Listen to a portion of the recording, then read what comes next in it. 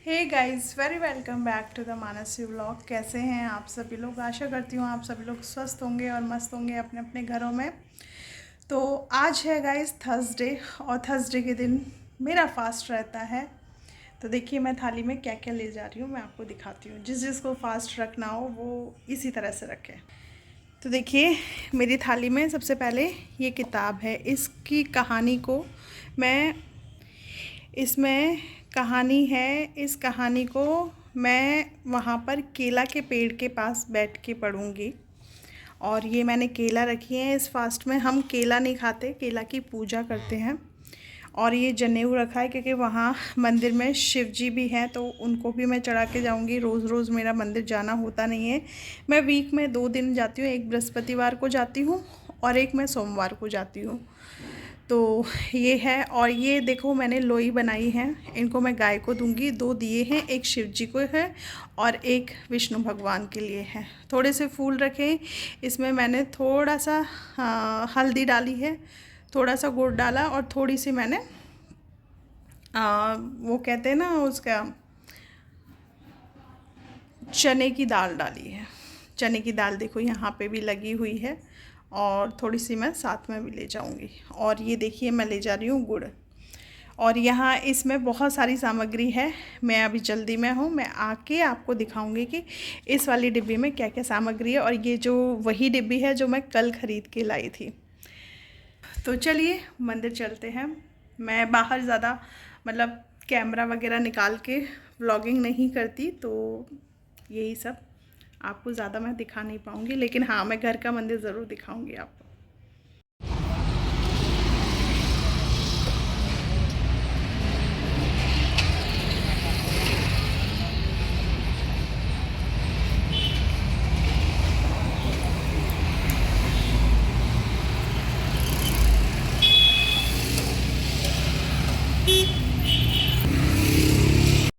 हार चढ़े, फूल चढ़े और चढ़े मेवा, लड्डून को भोग लगे संत करे सेवा।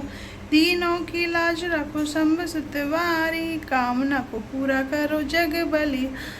जय गणेश जय गणेश जय गणेश देव, माता जाकी पार्वती पिता महादेवा।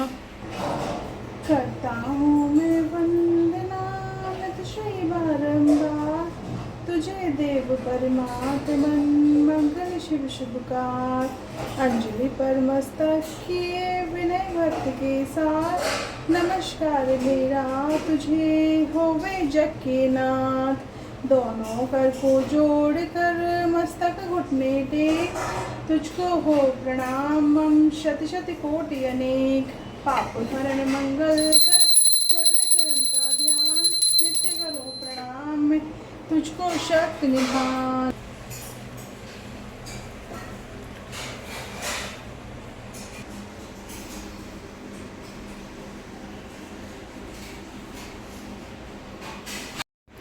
देखिए गाइस मेरा मंदिर कितना सुंदर लगता है। मुझे यहाँ बैठ के सबसे ज़्यादा शांति का अनुभव होता है। ये जगह मैंने हमेशा शुरू से, जब से मैं इस घर में आई, मैंने हमेशा भगवान से यही प्रेयर बनाई, यही प्रे किया कि ये घर हमेशा में मतलब इसमें मैं हमेशा रहूं अपने परिवार के साथ। पर परिवार तो नहीं है, लेकिन हाँ मैं अपने ठाकुर जी के साथ इस घर में ज़रूर हूँ। तो आप सभी लोग भी गुरुवार का मतलब फ़ास्ट किया कीजिए, कोई सा भी फ़ास्ट करें।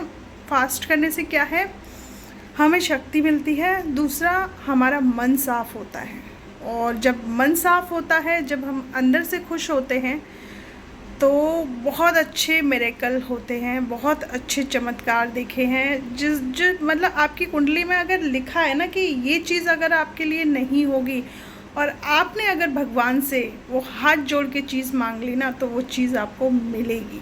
ये मेरी मतलब मेरा ये वो है भगवान पर विश्वास। और ये दिया हमेशा ऐसे ही जला रहे। मेरी जो आस्था है वो हमेशा मेरे भगवान में ऐसे ही बनी रहे, और मेरे से कभी किसी का न मन दुखे और कभी भी किसी के लिए हानि न करूँ मैं। बस मैं यही प्रभु से मांगती हूँ। तो आप लोग भी बताइएगा। और जो लोग मुझे ब्लेसिंग्स देते हैं, मैं अपने भगवान से कहती हूँ वो मेरा परिवार है, उनको भी आप ब्लेसिंग्स दो। और जो नहीं देते उनको भी दो, क्योंकि वो सब मेरा परिवार है। और जो लोग बुरे लोग होते हैं ना, वो इतने भी बुरे नहीं होते, वो आपको ज़िंदगी में कुछ ना कुछ सिखा के जाते हैं। तो love you all of you guys. चलिए अब थोड़ा व्रत का हम खान पान कर लेते हैं, फिर हॉस्पिटल के लिए निकले। हे गाइस, कैसे हैं आप सभी लोग?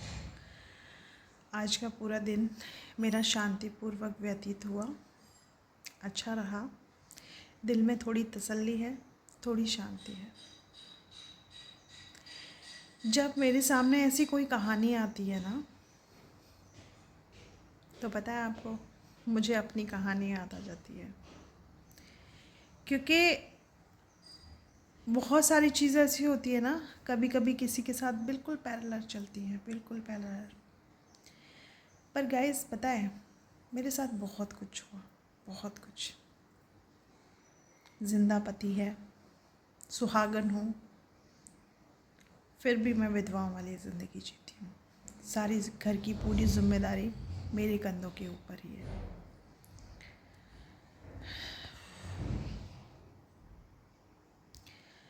थोड़ा बुरा लगता है चीज़ों को जब देखती हूँ, और कहीं ना कहीं मैं थोड़ा गुस्सा हूँ, क्योंकि सामने वाला एक के बाद एक वार किए जा रहा है और तुम खड़े होके खाए जा रहे हो, तो वो चीज़ मुझे अच्छी नहीं लगती। और बहुत पहले ही मैंने सपना को यही एडवाइस दी थी, आज नहीं तो तुम्हें कल खड़े होना पड़ेगा। चलो वो वैसे अलग होके सब कुछ छोड़ के, अपना हक दे के, सब कुछ चीज़ें करके वो अलग खड़ी हुई, लेकिन अब उनसे बात करने का, उनको इनवाइट करने का क्या मतलब है? मेरे जब जब केस चलते हैं मेरे पतिदेव या मेरे ससुर जी के साथ, तो मैं पता है सिंगल एक फ़ोन होता है ना, सिंगल एक कॉल तक न करती हूँ और न उठाती हूँ। क्योंकि जब यार बात कोर्ट केस तक आ गई हो, तो रिश्तों में बुलाना चलाना कोई मायने नहीं रखता। बीच में कोशिश की थी मैंने, तो सामने से सिर्फ यही जवाब आया कि हक हम नहीं खाएंगे, हक हम दे देंगे, पर रिश्ता रखने का अब कोई मतलब गुंजाइश ही नहीं है। मैं आपको अब सही सही चीज़ें बता रही हूँ।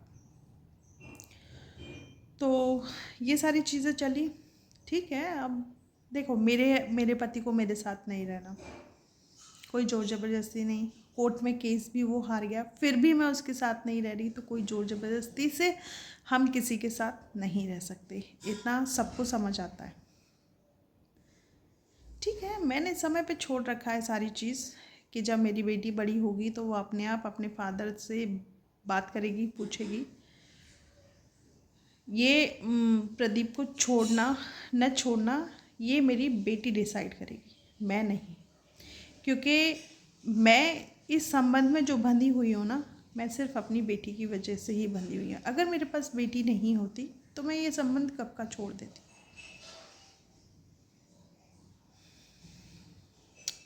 तो इस समाज की तमाम उन महिलाओं को जो अकेले जी रही हैं, उनसे सिर्फ इतना ही मेरा निवेदन है कि आप अपनी सेल्फ रेस्पेक्ट का ध्यान रखें, अपनी डिग्निटी को मेंटेन रखें और अपने आप को इंडिपेंडेंट बनाएं, न कि डिपेंडेंट। अगर आप किसी के लिए डिपेंडेंट रहेंगे तो आपको 4 बातें सुननी पड़ेगी।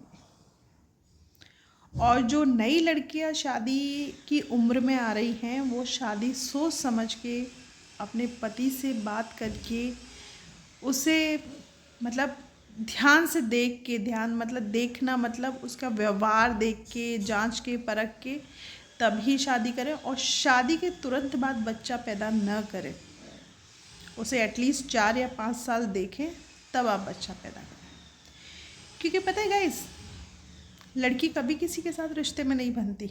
अगर उसके स्वाभिमान को ठेस पहुंचाई जाती है ना, तो वो तुरंत उस जगह को छोड़ देती है। लेकिन पता है किसकी वजह से बनना पड़ता है? जो ये बच्चे पैदा किए ना, इनकी वजह से।